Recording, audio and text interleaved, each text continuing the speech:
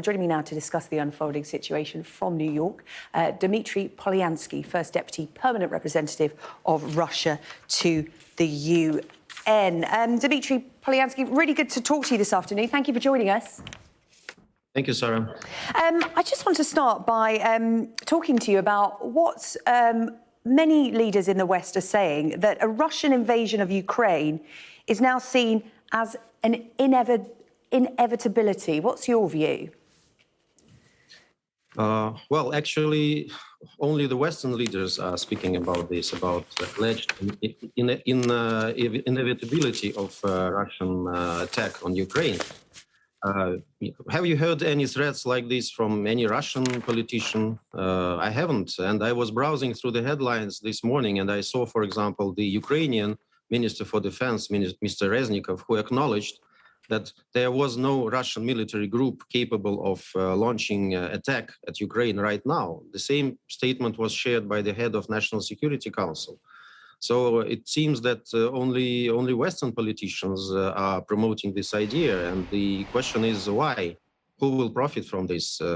It looks like they are encouraging Ukraine to commit some kind of provocation, maybe. I don't know, difficult to say from my position. By the way, I watched, while joining you, I watched this coverage from two British soldiers or ex-soldiers on the front line in Ukraine, and I need to flag to you that this is a blatant violation of Minsk agreements. Point 10 of Minsk agreements adopted back in 2015 indicates that all foreign military detachment should be withdrawn from the territory of Ukraine under supervision of OSCE, including mercenaries. So these guys look like mercenaries, and I don't know why you are boasting about it. I mean, not you personally, but your country, because this is something that that violates Minsk agreements, and Minsk agreements is the only way to settle the crisis in Ukraine, and this was acknowledged by Security Council, which adopted the resolution on this. Okay, in response to that, there are no Russian military presence in Ukraine right now. The UK Armed Forces Minister, James Heappey, said today, we are becoming aware of a significant number of individuals that are assessed to be associated with Russian military advanced force operations and currently located in Ukraine. So the accusation there being that Russian military presence is where it shouldn't be in Ukraine at the moment. I think the main source for giving judgments on this is the OSCE, the Special Monitoring Mission, and in its reports doesn't indicate to Russian military presence in Ukraine. And there were several events in the UN where our Ukrainian colleagues tried to claim that there are hundreds of thousands or tens of thousands of Russian troops allegedly on Ukrainian territory, and the representatives of OSCE who were present at these meetings, they couldn't confirm this. So with all due respect, frankly, information from the UK cannot be considered by reliable information. This is the experience that shows this. Okay, so you're denying the presence of Russian military advanced force operations in Ukraine right now?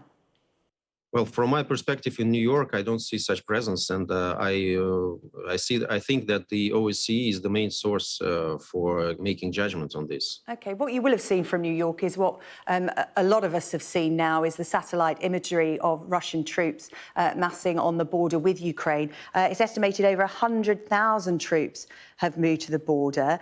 Why are they there then if it is not to threaten some kind of incursion or invasion? What are they doing there?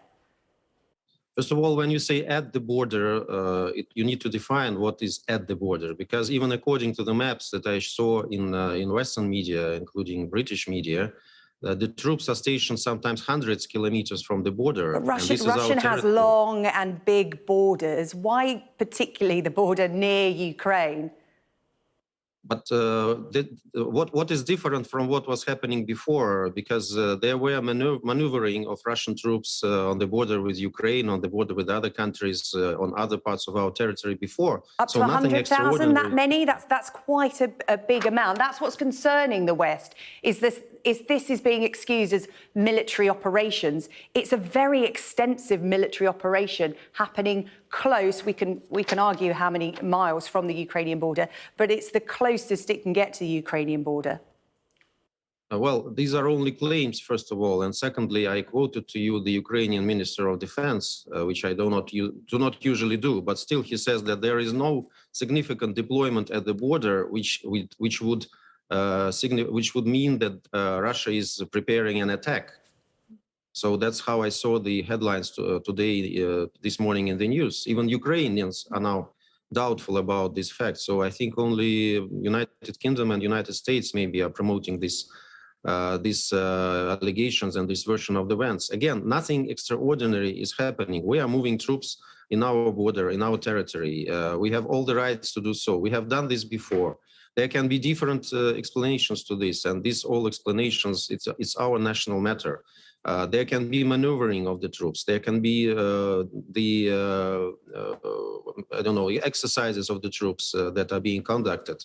And this is not linked to some imminent or not imminent military operation. Every country does this. I know that there are NATO maneuvering not far from our borders, and nobody seems to be preoccupied by this in the West, though it's exactly provocative. Okay. Why so much fuss about this information? I can't really understand. It happens in the heads of our Western colleagues and nowhere else. So you feel that the West is making a big deal out of this? If that is the case, why is Russia entering into weeks' worth of talks with NATO allies about what's happening on the border? But it's not about what's happening on the border. This perception is absolutely wrong. This is Western perception. We are entering the talks about security guarantees, which are not related at all with the situation on the border with Ukraine. So that's not how we see the situation. But Western leaders are looking at these talks, and it is being pegged as to what's happening on that border, and they're looking for reassurances that Ukraine is secure, and NATO allies are helping Ukraine as a defensive measure. It's not about reassurance for Western countries and for Ukraine. It's about reassurances for Russia. And we started these negotiations. It was our initiative. We proposed the draft treaties with the United States and with NATO. It's not about the situation on the border with Ukraine or whatever. It's about long-term, ironclad legal guarantees for Russia, which are long overdue. And if you look at the text of what we proposed, this is about this. And the interpretation that it's about de-escalating of situation at the border is totally the invention of our Western colleagues. It has nothing to do with... Talk to me about then what it is that you talk about. Russia wants reassurances. What reassurances does Russia want? What does Russia want from these talks then? Because what the West is seeing is Russia looking for something, and they're seeing all the troops massed on the border with Ukraine and seeing it as a non-verbal threat, if you like. Russia wants reassurances about our security. Our security has suffered a lot because of NATO enlargements, because of the promises that were made by the West that were not kept after that at Perestroika time and in the 90s. And it's difficult not to be concerned when you see how NATO infrastructure, how NATO forces are brought closer to our borders, regardless of all the promises, regardless of all the What about the reassurances Ukraine wants for its security? Because it is looking across the border at those 100,000 plus troops gathering. It's looking at Russia saying, we don't want you to be a member of NATO. Ukraine is its own sovereign state. It can decide its own future. So what about the reassurances that Ukraine wants from Russia? Of course, Ukraine is a sovereign state. It can decide its future, but it cannot provide its security at the expense of other nations, including Russia. And this is the key OSCE principle, which is very often overlooked in the West when you speak about this situation. So you shouldn't forget that we also have the right to security, and that the extension of NATO towards our borders is a direct threat to our security. And we need to be vigilant about this. We have been raising this issue for many years, and I think that it has been formulated very concretely right now these days, and that's why we propose this draft treaties. And what about? You asked about Ukraine reassurances. The best reassurance from from Ukraine, for its security and for its stability, is the implementation of Minsk agreements. It's the only internationally acknowledged document that will bring peace to Ukraine. It implies dialogue with Donetsk and Lugansk, which Kyiv avoids. So the best contribution to Ukraine's security, which the West can make, is to force Ukraine, to encourage Ukraine to implement Minsk agreements, which are also blessed by the Security Council. It's very simple. We're running out of time, but just a final word, Dmitry Polyanskiy, in terms of talking about Ukraine's security. The West is saying it is on the defensive, Russia saying it is on the defensive as well. What would it take for Russia to decide to form some kind of incursion in Ukraine or invade? Or is that not on the table at all? Well, it's not on the table at all. We repeatedly told it. So the only source of this preoccupation, of this hype that is created around this situation, are the heads of our Western colleagues. We repeatedly denied it, and we deny it right now as well. OK, Dmitry Polyanskiy, First Deputy Permanent Representative of Russia to the UN. I hope we speak again over the next few weeks. Really good to talk to you this afternoon. Thank you very much for your time.